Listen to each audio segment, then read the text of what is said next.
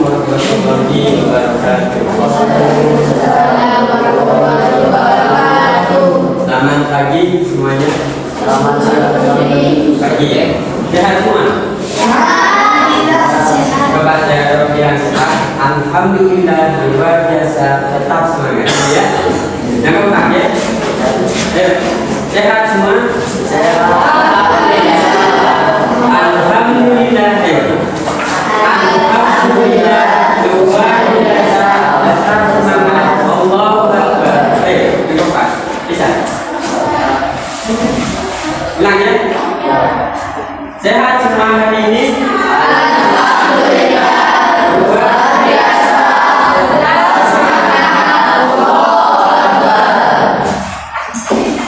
Baik, hari ini pelajaran Al-Quran hadis. Sebelum kita ke pembelajaran, doa dulu. Siapa? Semuanya? Mana? Itu ya? Oh ini? Itu ya? Doa dulu.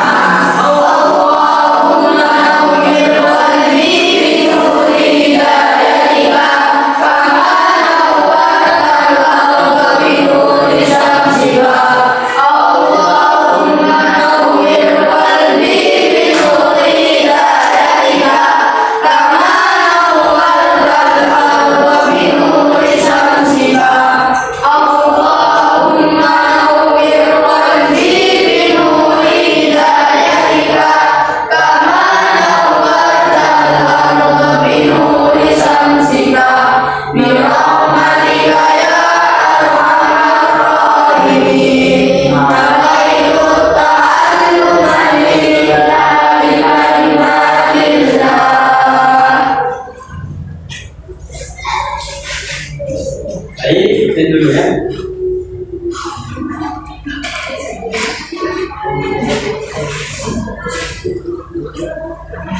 Ahmad Rehan Patoni. Baik, sekarang kita belajar tentang fungsi hadis.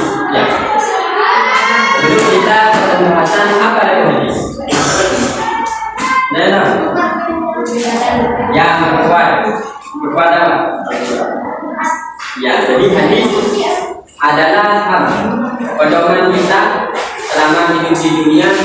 Yang kedua, pertama apa? Nah, jadi kedua hadis. Al-Quran apa Al-Quran? Apa Al-Quran? Al-Quran adalah firman Allah ya. Tahu firman Allah? Apa firman Allah? Ya, Al-Quran. Jadi firman Allah itu adalah perkataan Allah. Jadi agar kita sopan ucapnya firman Allah. Yang kedua hadis. Apa hadis? Hadis adalah suatu perbuatan atau perkataan yang mencerminkan Nabi Muhammad SAW ya. Jadi hadis adalah apa?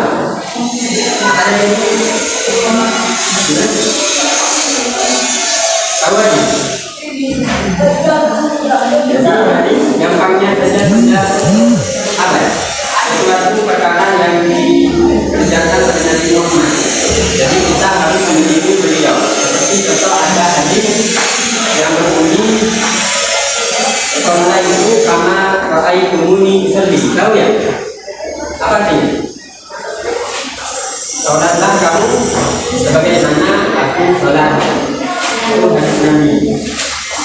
Baik, tentunya ini fungsi hadis. Yang pertama untuk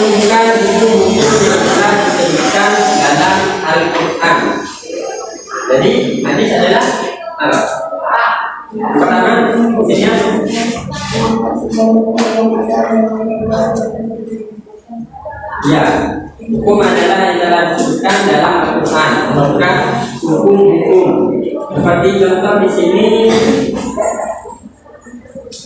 ada firman Allah yang berbunyi, wala taqtulun nafsan allati harramallahu illa bil haqq. Ada? Ada. Ada. Ya. Saya lanjutkan ya. Wa ma qutila anhu mau faqad ja'alna fi waliyyi sultana fala yusrif fi qatl innahu kana mansura.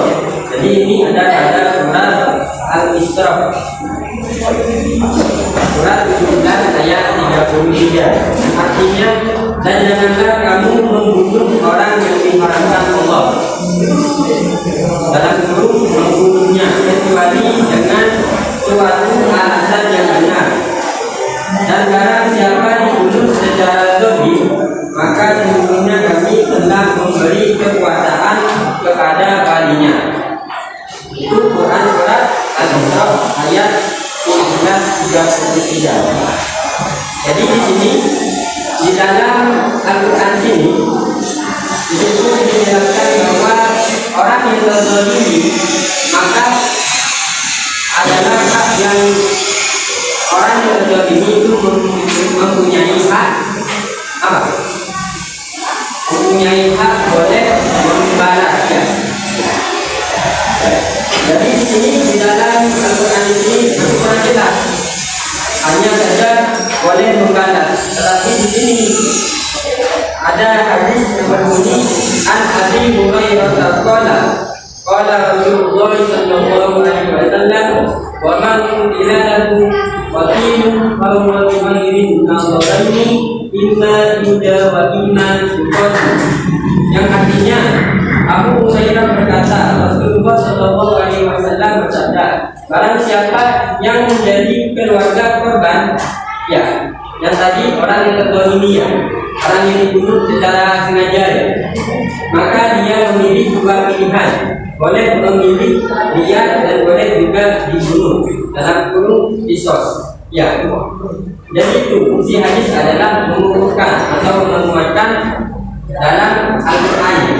Tadi kan di dalam Al-Quran dijelaskan gimana tentang orang yang terzalimi, boleh juga ya, boleh membalas. Tetapi di dalam Al-Quran hanya boleh membalas, belum dijelaskan bagaimana cara membalasnya dengan apa gitu ya. Kemudian dalam hadis diperbuat dengan cara kisos. Apa kisos? Kisos yang boleh menunggu, boleh juga dibunuh ya. Kisosnya adalah yang sekiranya bisa sebanding ya. Mana? Berapa?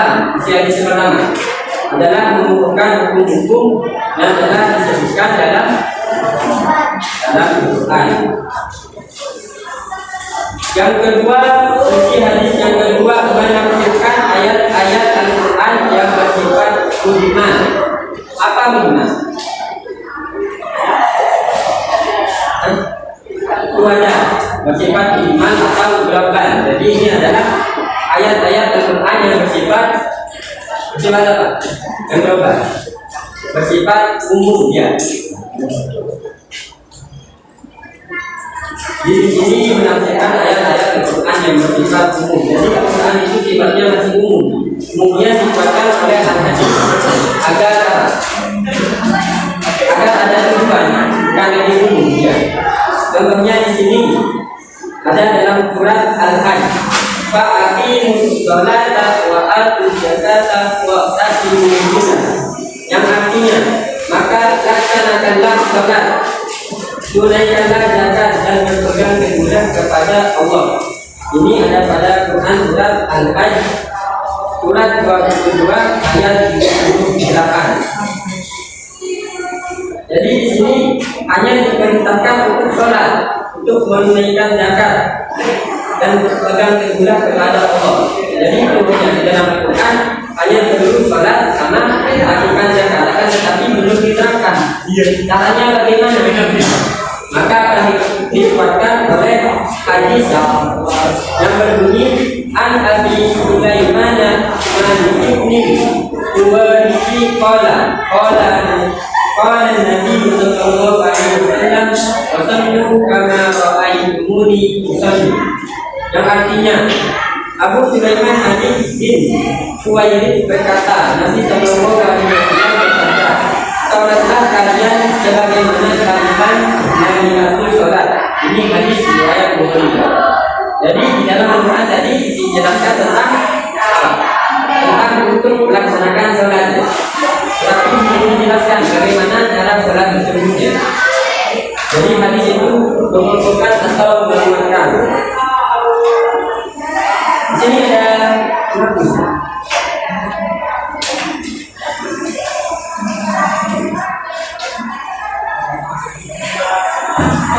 Tulis dulu ya.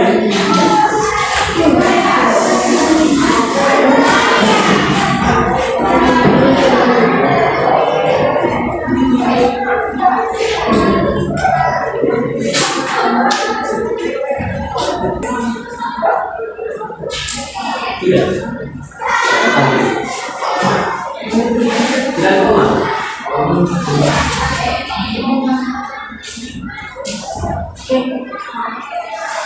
Jadi sambil tulis sambil jalankan ya.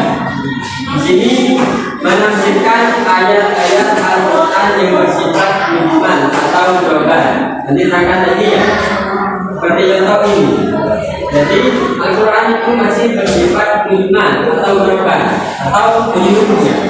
Jadi belum pada satu tujuan. Di sini contohnya ini isi hadis ya, isi hadis yang kedua. Di sini contohnya bisa dibaca, coba baca sama-sama. Surat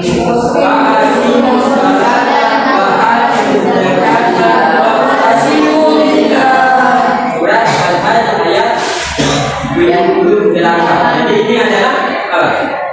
Adalah ayat Al-Quran. Ayat Al-Quran. Ya, ini adalah ayat Al-Quran. Yang artinya, coba baca. Maka laksanakanlah salat kala zakat dan berbahagia kepada Allah. Quran surat Al-Hajj surat 42 ayat 72. Jadi ini ayat Al-Quran yang masih bersifat mujmal atau global. Di sini kan diterangkan, artinya maka laksanakanlah salat, tunaikanlah zakat. Ya, laksanakanlah salat. Nanti bagaimana caranya salat? Ini dijelaskan di sini. Jadi hanya laksanakanlah salat, hanya disuruh salat ya. Kemudian dikuatkan dengan hadis. Hadis apa tadi? Adalah sesuatu perkara atau perkataan yang disandarkan kepada Nabi Muhammad SAW atau sabda Nabi. Jadi di sini dikuatkan. Coba baca hadisnya.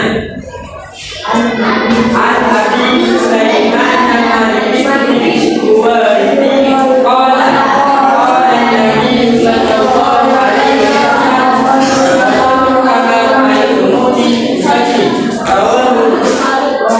wasallam ya. Yang artinya Abu Sulaiman bin Uwaisi berkata, Nabi sallallahu alaihi wasallam bersabda, "Salatlah kalian sebagaimana kalian melihatku salat." Hadis riwayat Bukhari. Jadi di sini sudah sedikit ada tujuan, sedikit ada penjelasan. Di sini di dalam Al-Quran hanya diterangkan harus melaksanakan salatnya, hanya perintah harus melaksanakan salat. Jika kita tidak tahu bagaimana salat, gimana? Karena bingung. Kemudian di sini diterangkan salatlah kalian kalian sebagaimana salat. Sebelum karena ra'aitumuni usolli. Jadi kami bisa dibalik. Jadi pertama Al-Quran bersifat apa? Jawaban, masih menyeluruh ya, masih umum ya. Kemudian ada apa namanya? Hadis. Jadi hadis ini fungsinya itu kan untuk menguatkan atau menjelaskannya lebih jelas lagi. Di sini karena masih belum dituju, hanya perintah. Contohnya melaksanakan sholat saja, hanya perintah. Kemudian di sini dijelaskan atau lebih diperjelas lagi oleh hadis. Sholatlah kalian sebagaimana kalian mendaki sholat. Ini adalah sabda Nabi. Ini adalah sabda Nabi. Kali kami masih hadis. Jadi kita harus apa? Berpedoman pada Al-Quran dan hadis. Ya, harus dijadikan sebagai pedoman hidupnya.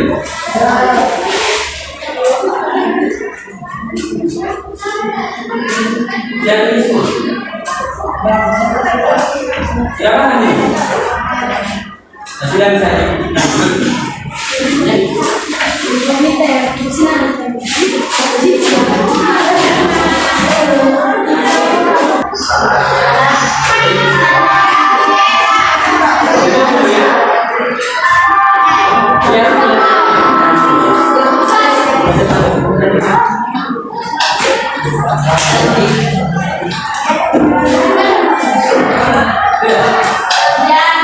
Baik, terima kasih hari ini akan menjadi ilmu yang berkah dan juga manfaat.